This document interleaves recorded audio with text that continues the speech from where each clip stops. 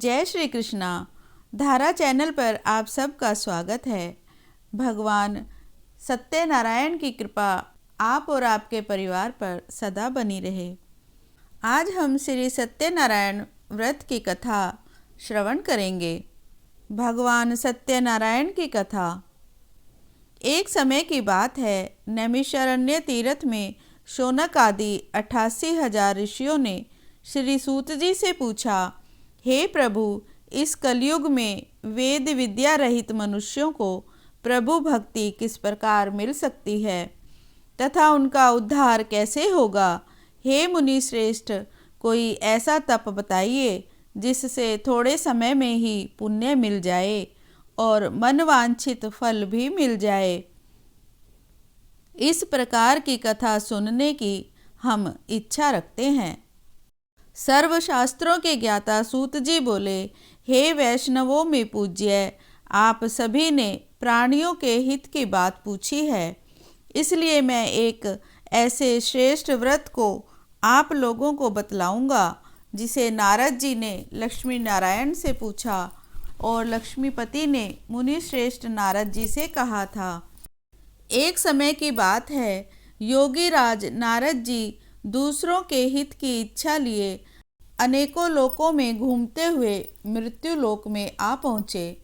यहाँ उन्होंने अनेक योनियों में जन्मे प्रायः सभी मनुष्यों को अपने कर्मों द्वारा मृत्यु लोक में अनेकों दुखों से पीड़ित देखा।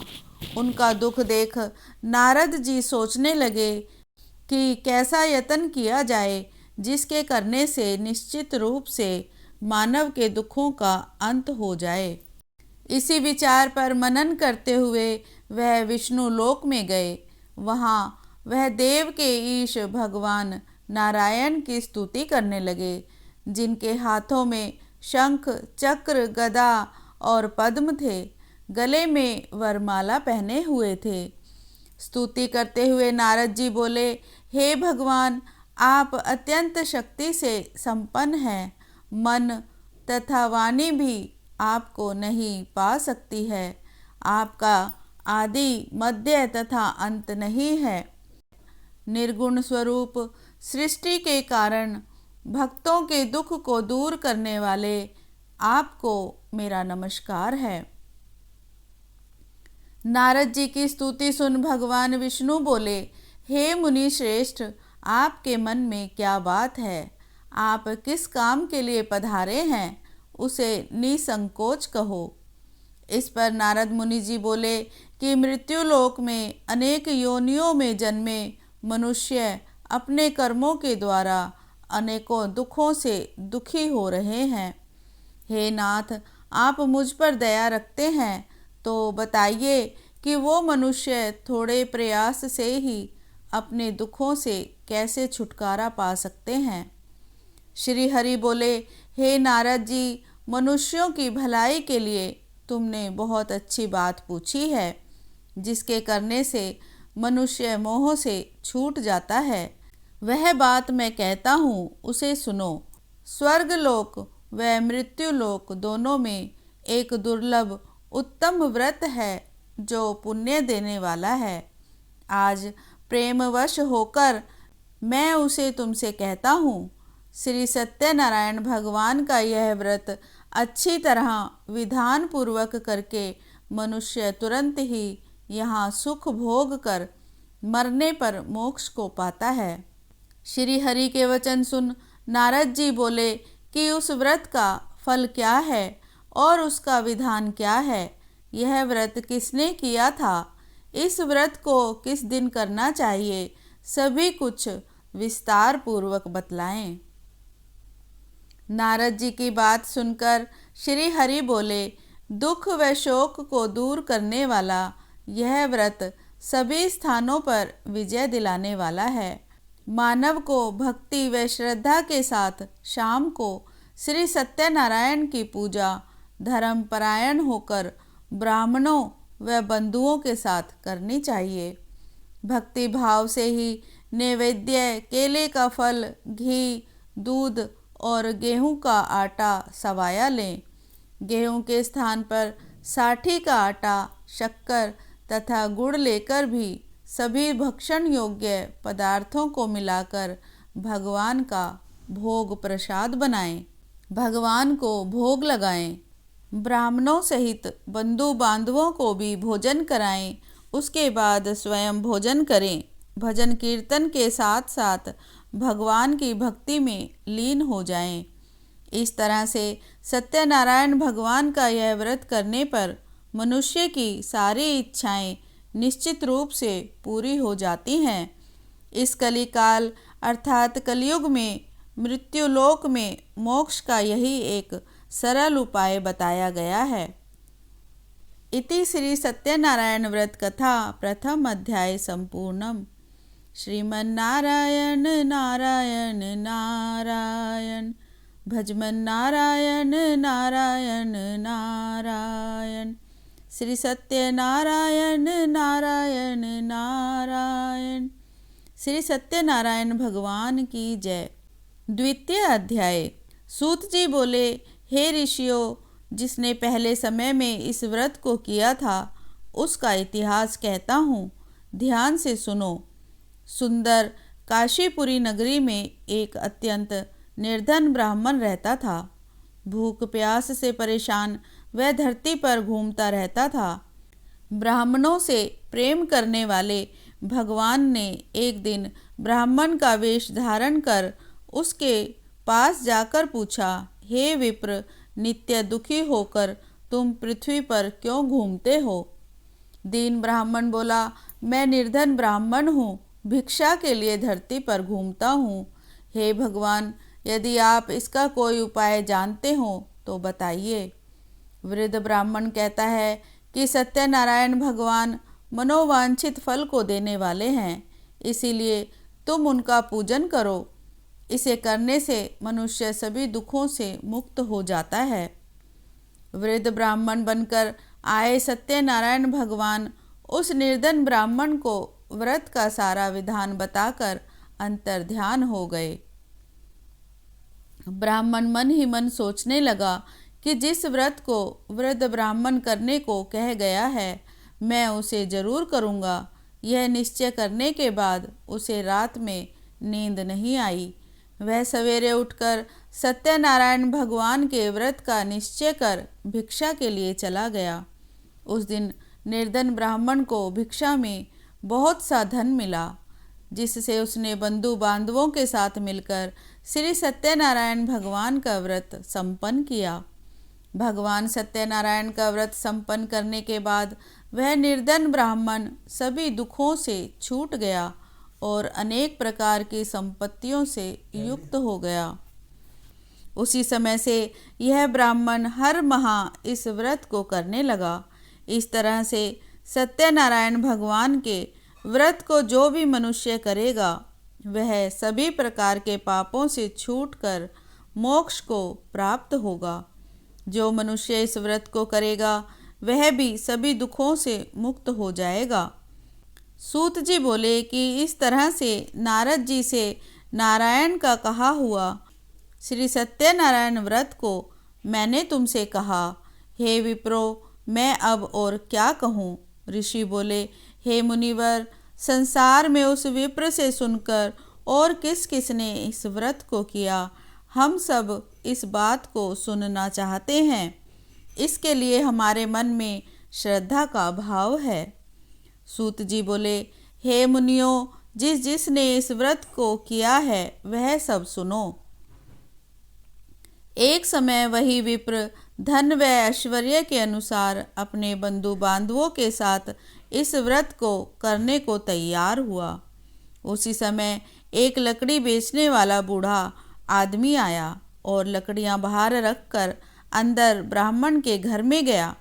प्यास से दुखी व लकड़हारा उनको व्रत करते देख विप्र को नमस्कार कर पूछने लगा कि आप यह क्या कर रहे हैं तथा इसे करने से क्या फल मिलेगा, कृपया मुझे भी बताएं।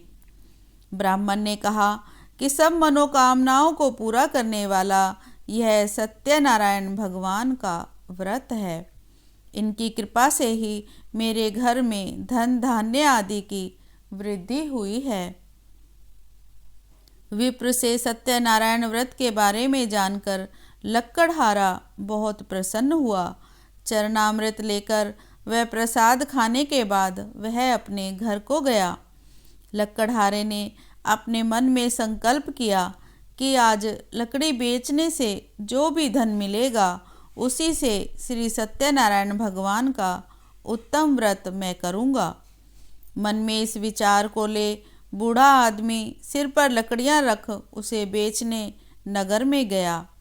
जहाँ धनी लोग ज़्यादा रहते थे उस नगर में उसे अपनी लकड़ियों का दाम पहले से 4 गुना अधिक मिला। बूढ़ा प्रसन्नता के साथ दाम लेकर केले, शक्कर, घी, दूध, दही और गेहूं का आटा ले और सत्यनारायण भगवान के व्रत की अन्य सामग्रियां लेकर अपने घर को गया। वहां उसने अपने बंधु बांधवों को बुलाकर विधि विधान से सत्यनारायण भगवान का पूजन और व्रत किया। इस व्रत के प्रभाव से वह बूढ़ा लक्कड़हारा धन, पुत्र आदि से युक्त होकर संसार के समस्त सुख भोग अंतकाल में वैकुंठ धाम को चला गया। इति श्री सत्यनारायण व्रत कथा द्वितीय अध्याय संपूर्णम। श्रीमन्नारायण नारायण नारायण भजमन नारायण नारायण नारायण श्री सत्यनारायण नारायण नारायण। श्री सत्यनारायण भगवान की जय। सत्यनारायण कथा तृतीय अध्याय। सूत जी बोले, हे श्रेष्ठ मुनियों, अब आगे की कथा कहता हूँ। पहले समय में उल्कामुख नाम का एक बुद्धिमान राजा था। वह सत्यवक्ता और जितेंद्रिय था। प्रतिदिन देव स्थानों पर जाता और निर्धनों को धन देकर उनके कष्ट दूर किया करता था। उसकी पत्नी कमल के समान मुख वाली तथा सती साध्वी थी। भद्रशिला नदी के तट पर उन दोनों ने श्री सत्यनारायण भगवान का व्रत किया। उसी समय साधु नाम का एक वैश्य वहां पर आया। उसके पास व्यापार करने के लिए बहुत सा धन भी था। राजा को व्रत करते देख वह विनय के साथ पूछने लगा, हे राजन, भक्ति भाव से पूर्ण होकर आप यह क्या कर रहे हैं? मैं इसे सुनने की इच्छा रखता हूँ, कृपया आप मुझे बताएं। राजा बोला, हे साधु, अपने बंधु बांधवों के साथ पुत्र आदि की प्राप्ति के लिए एक महाशक्तिमान श्री सत्यनारायण भगवान का व्रत व पूजन कर रहा हूँ। राजा के वचन सुन साधु आदर से बोला, हे राजन, मुझे इस व्रत का सारा विधान कहिए। आपके कथन के अनुसार मैं भी इस व्रत को करूँगा। मेरी भी संतान नहीं है। इस व्रत को करने से निश्चित रूप से मुझे भी संतान की प्राप्ति होगी। राजा से व्रत का सारा विधान सुन व्यापार से निवृत्त हो वह अपने घर को आ गया। साधु वैश्य ने अपनी पत्नी को संतान देने वाले इस व्रत का वर्णन कह सुनाया और कहा कि जब मेरी संतान होगी तब मैं इस व्रत को करूँगा। साधु ने इस तरह के वचन अपनी पत्नी लीलावती से कहे। एक दिन लीलावती पति के साथ आनंदित हो सांसारिक धर्म में प्रवृत्त होकर सत्यनारायण भगवान की कृपा से गर्भवती हो गई। 10वें महीने में उसके गर्भ से एक सुंदर कन्या ने जन्म लिया। दिनों दिन वह ऐसे बढ़ने लगी जैसे कि शुक्ल पक्ष का चंद्रमा बढ़ता है। माता पिता ने अपनी कन्या का नाम कलावती रखा। एक दिन लीलावती ने मीठे शब्दों में अपने पति को याद दिलाया कि आपने सत्यनारायण भगवान के जिस व्रत को करने का संकल्प किया था और उसे करने का अब समय आ गया है, आप इस व्रत को करिए। साधु बोला कि हे प्रिय, इस व्रत को मैं उसके विवाह पर करूँगा। इस प्रकार अपनी पत्नी को आश्वासन देकर वह नगर को चला गया। कलावती पिता के घर में रह वृद्धि को प्राप्त हुई। साधु ने एक बार एक नगर में अपनी कन्या को सखियों के साथ देखा तो तुरंत ही दूत को बुलाया और कहा कि मेरी कन्या के योग्य वर देख कर आओ। साधु की बात सुन दूत कंचन नगर में पहुंचा और वहां देखभाल कर लड़की के सुयोग्य वानिक पुत्र को ले आया। सुयोग्य लड़के को देख साधु ने बंधु बांधवों को बुलाकर अपनी पुत्री का विवाह कर दिया। लेकिन दुर्भाग्य की बात ये कि साधु ने अभी भी सत्यनारायण भगवान का व्रत नहीं किया। इस पर श्री भगवान क्रोधित हो गए और उसे श्राप दिया कि साधु को अत्यधिक दुख मिले। अपने कार्य में कुशल साधु बनिया जमाई को लेकर समुद्र के पास स्थित होकर रत्नासारपुर नगर में गया। वहां जाकर दामाद और ससुर दोनों मिलकर चंद्रकेतु राजा के नगर में व्यापार करने लगे। एक दिन भगवान सत्यनारायण की माया से एक चोर राजा का धन चुराकर भाग रहा था। उसने राजा के सिपाहियों को अपना पीछा करते देख चुराया हुआ वह धन वहां रख दिया जहां साधु अपने जमाई के साथ ठहरा हुआ था। राजा के सिपाहियों ने साधु वैश्य के पास राजा का धन पड़ा देखा तो वह ससुर जमाई दोनों को बांधकर प्रसन्नता से राजा के पास ले गए और कहा कि उन दोनों चोरों को हम पकड़ लाए हैं, आप आगे की कार्यवाही की आज्ञा दें। राजा की आज्ञा से उन दोनों को कठिन कारावास में डाल दिया गया और उनका सारा धन भी उनसे छीन लिया गया। श्री सत्यनारायण भगवान से श्राप मिले हुए साधु की पत्नी भी बहुत दुखी हुई। घर में जो धन रखा था उसे चोर चुरा कर ले गए। शारीरिक तथा मानसिक पीड़ा व भूख प्यास से अति दुखी हो अन्न की चिंता में कलावती के घर गई। वहां उसने श्री सत्यनारायण भगवान का व्रत होते देखा। फिर कथा भी सुनी। वह प्रसाद ग्रहण कर वह रात को घर वापस आ गई। माता ने कलावती से पूछा कि हे पुत्री, अब तक तुम कहाँ थी? तेरे मन में क्या है? कलावती ने अपनी माता से कहा, हे माता, मैंने एक ब्राह्मण के घर में श्री सत्यनारायण भगवान का व्रत देखा है। कन्या के वचन सुन लीलावती भगवान के पूजन की तैयारी करने लगी। लीलावती ने परिवार व बंधुओं सहित सत्यनारायण भगवान का पूजन किया और उनसे वर मांगा कि मेरे पति तथा जमाई शीघ्र ही घर आ जाएं। साथ ही यह भी प्रार्थना की हम सब का अपराध क्षमा करें। श्री सत्यनारायण भगवान इस व्रत से संतुष्ट हो गए और राजा चंद्रकेतु को सपने में दर्शन देकर कहा, हे राजन, तुम उन दोनों वैश्य को छोड़ दो और तुमने उनका जो धन लिया है उसे वापस कर दो। अगर ऐसा नहीं किया तो मैं तुम्हारा धन, राज्य व संतान सभी को नष्ट कर दूंगा। राजा को यह सब कहकर वह अंतर्ध्यान हो गए। प्रातःकाल सभा में राजा ने अपना सपना सभी को सुनाया और फिर बोले कि बनिक पुत्रों को कैद से मुक्त कर सभा में ले आओ। दोनों ने आते ही राजा को प्रणाम किया। राजा मीठी वाणी में बोला, हे महानुभावों, भाग्यवश ऐसा कठिन दुख तुम्हें प्राप्त हुआ, लेकिन अब तुम्हें कोई भय नहीं है। ऐसा कहकर राजा ने उन दोनों को नए वस्त्र आभूषण भी पहनाए और जितना धन उनका लिया था उससे 2 गुना धन वापस कर दिया। दोनों वैश्य अपने घर को चल दिए। इति श्री सत्यनारायण व्रत कथा 3य अध्याय संपूर्णम। श्रीमन्नारायण नारायण नारायण भजमन नारायण नारायण नारायण श्री सत्यनारायण नारायण नारायण। श्री सत्यनारायण भगवान की जय। श्री सत्यनारायण कथा 4थम अध्याय। सूत जी बोले, वैश्य ने मंगलाचार कर अपनी यात्रा आरंभ की और अपने नगर की ओर चल दिए। उनके थोड़ी दूर जाने पर एक दंडी वेशधारी श्री सत्यनारायण ने उनसे पूछा, हे साधु, तेरी नाव में क्या है?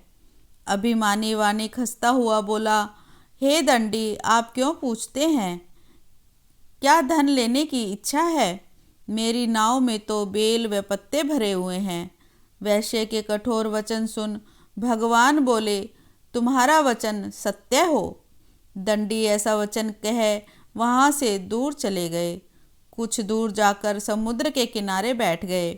दंडी के जाने के बाद साधु वैश्य ने नित्य क्रिया के पश्चात नाव को ऊंची उठते देखकर अचंभा माना और नाव में बेल पत्ते आदि देखकर वह मूर्छित हो जमीन पर गिर पड़ा।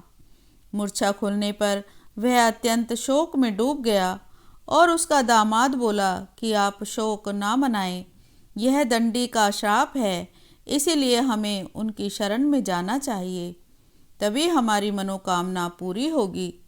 दामाद की बात सुनकर वह दंडी के पास पहुंचा और अत्यंत भक्ति भाव नमस्कार कर बोला, मैंने आपसे जो जो असत्य वचन कहे थे उनके लिए आप मुझे क्षमा कर दें। ऐसा कहकर महान शोकातुर हो रोने लगा। तब दंडी भगवान बोले, हे वणिक पुत्र, मेरी आज्ञा से बार बार तुम्हें दुख प्राप्त हुआ है, तू मेरी पूजा से विमुख हुआ। साधु बोला, हे भगवान, आपकी माया से ब्रह्मा आदि देवता भी आपके रूप को नहीं जानते, तब मैं अज्ञानी कैसे जान सकता हूँ। आप प्रसन्न होइए, अब मैं सामर्थ्य के अनुसार आपकी पूजा करूँगा। मेरी रक्षा करो और पहले के समान नौका में धन भर दो। साधु वैश्य के भक्तिपूर्वक वचन सुनकर भगवान प्रसन्न हो गए और उसकी इच्छा के अनुसार वरदान देकर अंतर्ध्यान हो गए। ससुर जमाई जब नाव पर आए तो नाव धन से भरी हुई थी और फिर वहीं अपने अन्य साथियों के साथ सत्यनारायण भगवान का पूजन कर अपने नगर को चल दिए। जब नगर के नज़दीक पहुँचे, दूतों को घर खबर करने के लिए भेज दिया। दूत साधु की पत्नी को प्रणाम कर कहता है कि मालिक अपने दामाद सहित नगर के निकट आ गए हैं। दूत की बात सुन साधु की पत्नी लीलावती ने बड़े हर्ष के साथ सत्यनारायण भगवान का पूजन कर अपनी पुत्री कलावती से कहा कि मैं अपने पति के दर्शन को जाती हूँ, तू कार्य पूर्ण कर शीघ्र ही आ जाना। माता के ऐसे वचन सुन कलावती जल्दी में प्रसाद छोड़ अपने पति के पास चली गई। प्रसाद की अवज्ञा के कारण सत्यनारायण भगवान उससे रुष्ट हो गए और नाव सहित उसके पति को पानी में डुबो दिया। कलावती अपने पति को वहां ना पाकर रोती हुई जमीन पर गिर गई। नौका को डूबा हुआ देख वह कन्या को रोता हुआ देख साधु दुखी होकर बोला कि हे प्रभु, मुझसे तथा मेरे परिवार से जो भी भूल हुई है उसे क्षमा करें।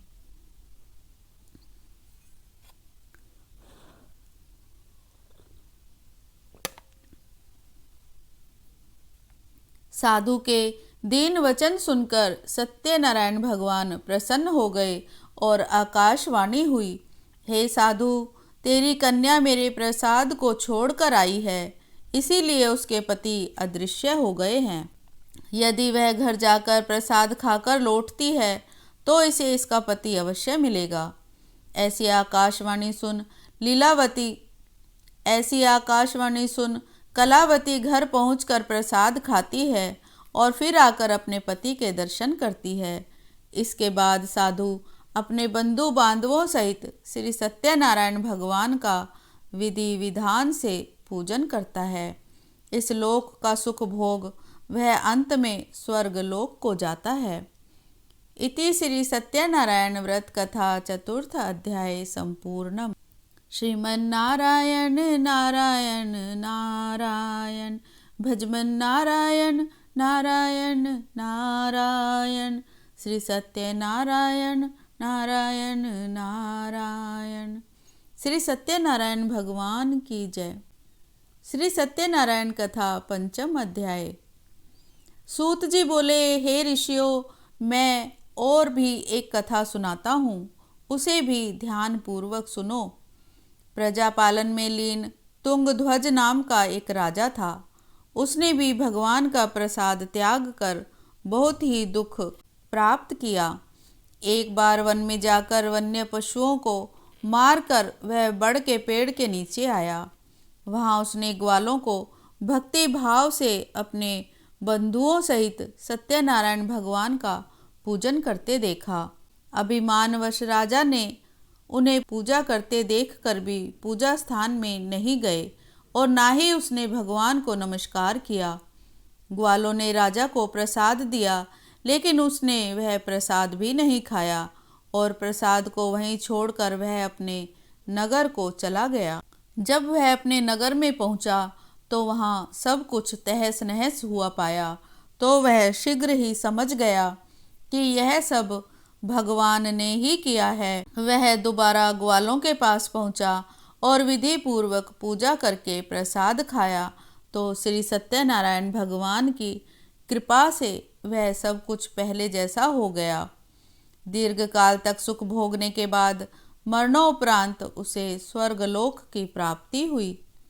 जो मनुष्य परम दुर्लभ इस व्रत को करेगा, तो भगवान सत्यनारायण की अनुकंपा से उसे धन धान्य की प्राप्ति होगी। निर्धन धनी हो जाता है और भय मुक्त हो जीवन जीता है।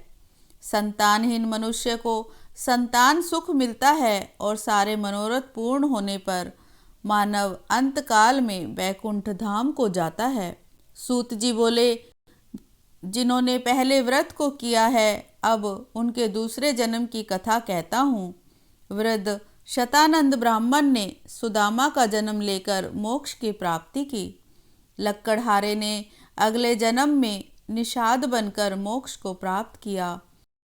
उल्का मुख नाम का राजा दशरथ होकर बैकुंठ को गए। साधु नाम के वैश्य ने मोर ध्वज बनकर अपने पुत्र को आरे से चीरकर मोक्ष को पाया। महाराज तुंगध्वज ने स्वयंभू होकर भगवान में भक्ति युक्त हो कर्म कर मोक्ष को पाया। इति श्री सत्यनारायण व्रत कथा पंचम अध्याय संपूर्णम। श्रीमन्नारायण नारायण नारायण भजमन नारायण नारायण नारायण श्रीमन्नारायण नारायण नारायण श्री सत्यनारायण नारायण नारायण। श्री सत्यनारायण भगवान की जय।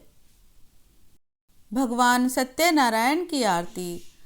जय लक्ष्मी रमना स्वामी, जय लक्ष्मी रमना।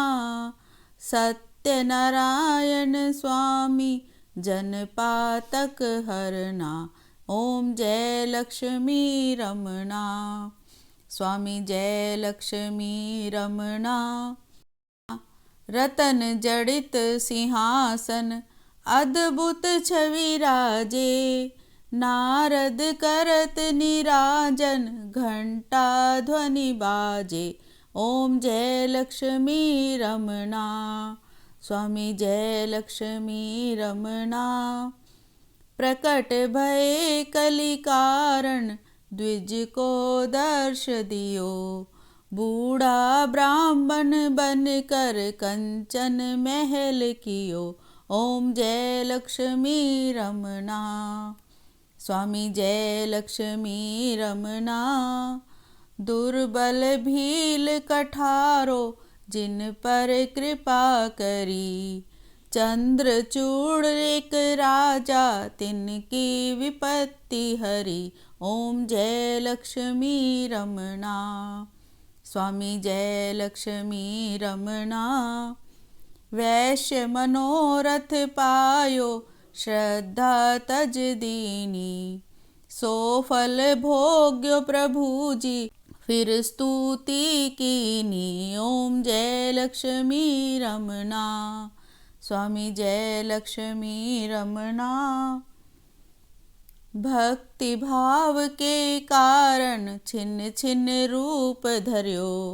श्रद्धा कारण कीन्ही तिनको काज सरयो। ओम जय लक्ष्मी रमणा। स्वामी जय लक्ष्मी रमणा। ग्वाल बाल संग राजा वन में भक्ति करी। मन वांछित फल दीनो दीन दयाल हरि। ओम जय लक्ष्मी रमणा। स्वामी जय लक्ष्मी रमणा। चढ़त प्रसाद सवायो कदली फल मेवा। धूप दीप तुलसी से राजी सत्य देवा।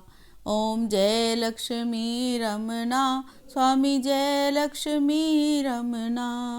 श्री सत्यनारायण जी की आरती जो कोई नर गावे। रिद्धि सिद्धि सुख संपत्ति सहज रूप पावे। ओम जय लक्ष्मी रमणा। स्वामी जय लक्ष्मी रमणा। सत्यनारायण स्वामी जन पातक हरना। ओम जय लक्ष्मी रमणा। श्री लक्ष्मी नारायण भगवान की जय।